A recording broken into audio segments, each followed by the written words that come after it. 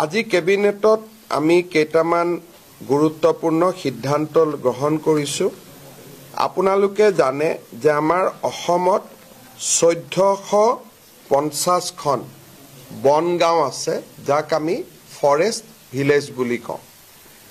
বনগাঁওসমূহত forest village বা বনগাঁওসমূহক বন বিভাগে নিয়ন্ত্ৰণ কৰে আৰু সেই কাৰণে ইয়াৰ গাঁওবুঢ়া সকলকো বন বিভাগে নিয়োগ কৰে।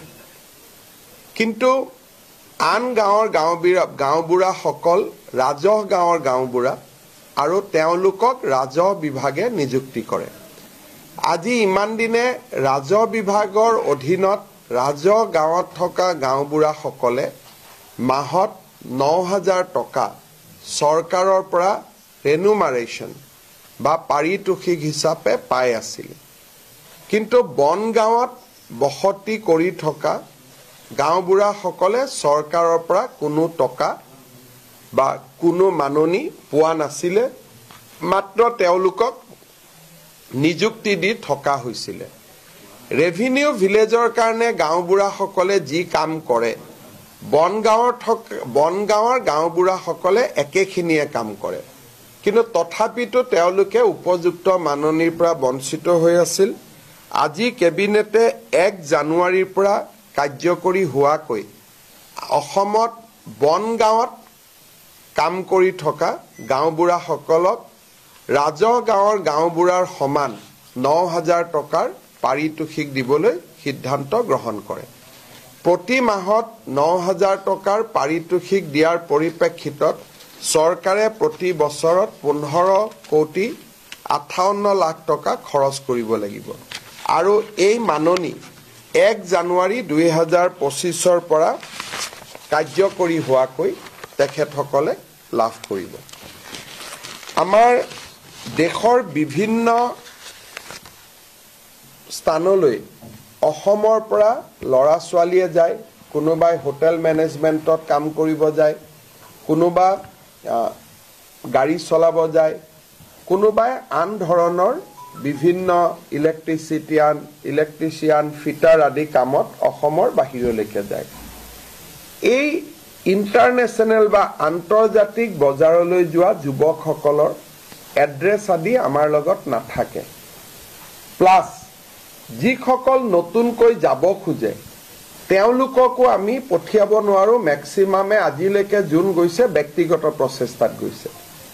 এতিয়া ভাৰত চৰকাৰৰ বৈদেশিক পৰিক্ৰমা মন্ত্ৰালয়ে আমাক কৈছিলে যে আপোনালোকে যদি এটা আসাম ইণ্টাৰনেশ্যনেল স্কিল চেণ্টাৰ খোলে, আমি আপোনালোকৰ লগত এখন বুজাবুজিৰ চুক্তি কৰিম আৰু আমি ল'ৰা ছোৱালীবিলাকক জাৰ্মানত যাব খুজিলে জাৰ্মানী ভাষাত, কোনোবা ডুবাইত যাব খুজিছে তাৰ স্থানীয় ভাষাত, ইংলেণ্ডত যাব খুজিছে ইংৰাজী ভাষাত, ভিছা পাছপোৰ্ট আৰু ট্ৰেইনিং এই গোটেইবিলাক কৰাত আমি সহায় কৰি দিম।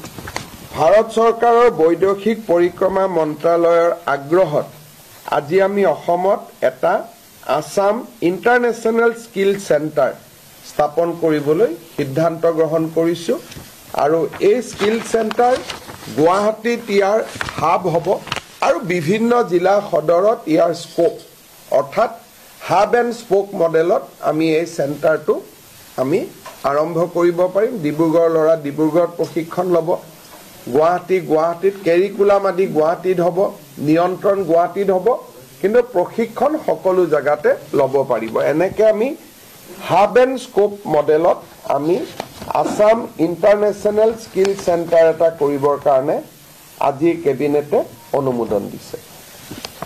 তৃতীয়তে আপোনালোকে জানে যে আমাৰ বৰ্তমান অৰুণোদয় প্ৰশেক চলি আছে, অৰ্থাৎ 15 তাৰিখৰ পৰা 28 তাৰিখৰ ভিতৰত অৰুণোদয় 3.0 আমি হিতাধিকাৰীসকলক নিৰ্বাচন কৰিব খুজিছোঁ আৰু অৰুণোদয় 2.0 আমি বন্ধ কৰি 3.0 লৈকে যাব খুজিছোঁ। 3.0 বেছি হিতাধিকাৰী থাকিব, সম্প্ৰসাৰিত ব্যৱস্থা হ'ব, লাহে লাহে জীৱন বীমা আদিৰ লগতো লিংক আপ হ'ব।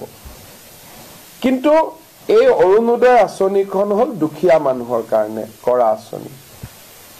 আমাৰ চৰকাৰৰ দৃষ্টিগোচৰ হ'ল যে 682 জন চৰকাৰী কৰ্মচাৰী অৰুণোদয় আঁচনিৰ ধন আজিলৈকে লৈ আছে। যেতিয়া তেওঁলোকৰ একাউণ্টবিলাক আমি বেংকৰ লগত মেটচ কৰিছিলোঁ, তেতিয়া আজি ধৰাত পৰিলে বা আমি গম পালোঁ যে 682 জন চৰকাৰী কৰ্মচাৰী, যি ৰেগুলাৰ কণ্ট্ৰেকচুৱেল নহয়, যি নিয়মীয়া চৰকাৰী কৰ্মচাৰীয়ে অৰুণোদয় আঁচনিৰ ধন ইমান দিনে লৈ আছিল। আজি আমি গোটেই কেইজন এই কৰ্মচাৰীৰ বিৰুদ্ধে ডিপাৰ্টমেণ্টেল প্ৰচিডিং ড্ৰ কৰাৰ বাবে সিদ্ধান্ত লৈছোঁ আৰু আমি এই কৰ্মচাৰীসকলৰ বিৰুদ্ধে কঠোৰ অনুশাসনমূলক ব্যৱস্থা গ্ৰহণ কৰিম। 682 জন আমাৰ ওচৰত থ্ৰ পৰ্টেল আমাৰ ধৰাত পৰিছে, কিন্তু হয়তো এই নম্বৰটো আৰু বহুত বেছি হ'ব পাৰে। অৰুণোদয় আঁচনি চৰকাৰী কৰ্মচাৰী থকা পৰিয়ালে পাব নোৱাৰে। সেইকাৰণে কোনোবা যদি কৰ্মচাৰী এতিয়াও এনেকৈ টকা পইচা লৈ আছে, মই তেওঁলোকক যাতে ডিপাৰ্টমেণ্টেল প্ৰচিডিঙৰ আওতাত আহিব নালাগে, ভলেণ্টিয়াৰী তেওঁলোকক নিজৰ নাম অৰুণোদয় আঁচনিৰ পৰা আঁতৰাই দিবৰ বাবে মই অনুৰোধ কৰিম। আৰু এই 682 জন কৰ্মচাৰীৰ বিৰুদ্ধে আমি কঠোৰ অনুশাসনমূলক ব্যৱস্থা আমি গ্ৰহণ কৰিম। আমি চৌকছ কৰিবৰ কাৰণে ডিপাৰ্টমেণ্টক অৰ্ডাৰ দিছোঁ। আৰু যদি আপোনালোক কোনোবাই ডিটেইল বিচাৰে এই 682 জনৰ নাম ঠিকনানো কি যদি জানিব খোজে, আমি নাম ঠিকনাখিনিও গুৱাহাটীত আমি ৰিলিজ কৰি দিব পাৰিম, বা কালি আমাৰ মন্ত্ৰী জয়ন্ত মল্ল বৰুৱা, বিমল বৰাৰ পৰা আপোনালোকে অহাকালি লৈ ল'ব পাৰিব যদি আপোনালোকে বিচাৰে। ইয়াৰ পিছত আজি আমাৰ কেবিনেটে আৰু এটা সিদ্ধান্ত লৈছে যে 2025 চনৰ বৰ্ষটো আমি কিতাপৰ বৰ্ষ হিচাপে পালন কৰিব খুজিছোঁ অসমত। এইবাৰ প্ৰথমবাৰৰ বাবে গুৱাহাটী গ্ৰন্থমেলা আমি খানাপাৰা ফিল্ডত কৰিবলৈ অনুমতি দিছোঁ। যদিও 26 জানুৱাৰীৰ অতি নিচেই ওচৰত হ'ব, নিৰাপত্তাজনিত শংকা থাকে, তথাপিতো কিতাপৰ স্বাৰ্থত আমি এইবাৰ খানাপাৰাত বুক ফেয়াৰ কৰিম বুলি আমি সিদ্ধান্ত লৈছিলোঁ। আৰু আজি আমি কেবিনেটত সিদ্ধান্ত লৈছোঁ যে প্ৰতিজন মন্ত্ৰীয়ে বুক ফেয়াৰত যাব, কিতাপ কিনিব, আৰু ডিপাৰ্টমেণ্টৰ পৰাও য'ত যেনেকৈ বাজেট আছে তেনেকৈ কিতাপ কিনিবৰ কাৰণে চেষ্টা কৰিব। আৰু গোটেই বছৰটোত বিভিন্ন চৰকাৰী কাৰ্যসূচীৰ জৰিয়তে আমি অসমৰ নতুন প্ৰজন্মৰ মাজত কিতাপ কিনা আৰু কিতাপ পঢ়া, তাৰ কাৰণে শিক্ষা বিভাগক আমি এটা ডিটেইল একশ্যন প্লেন বনাব কৈছোঁ। কেনেকৈ আমি 2025 চনৰ বৰ্ষটোক কিতাপৰ বৰ্ষ হিচাপে পালন কৰিব পাৰোঁ।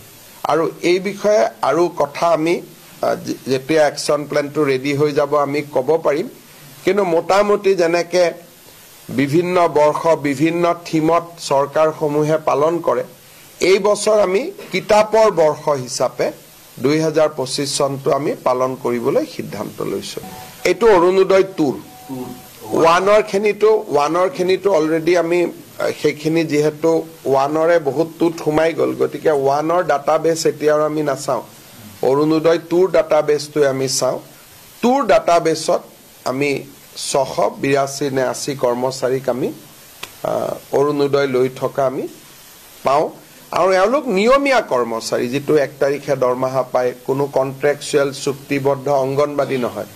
কোনোবাই হেল্থত কাম কৰে, কোনোবাই বিত্ত বিভাগত কাম কৰে, কোনোবাই ৰেভিনিউ ডিপাৰ্টমেণ্টত কাম কৰে, যি প্ৰপাৰ গভৰ্ণমেণ্ট এমপ্লয়ী।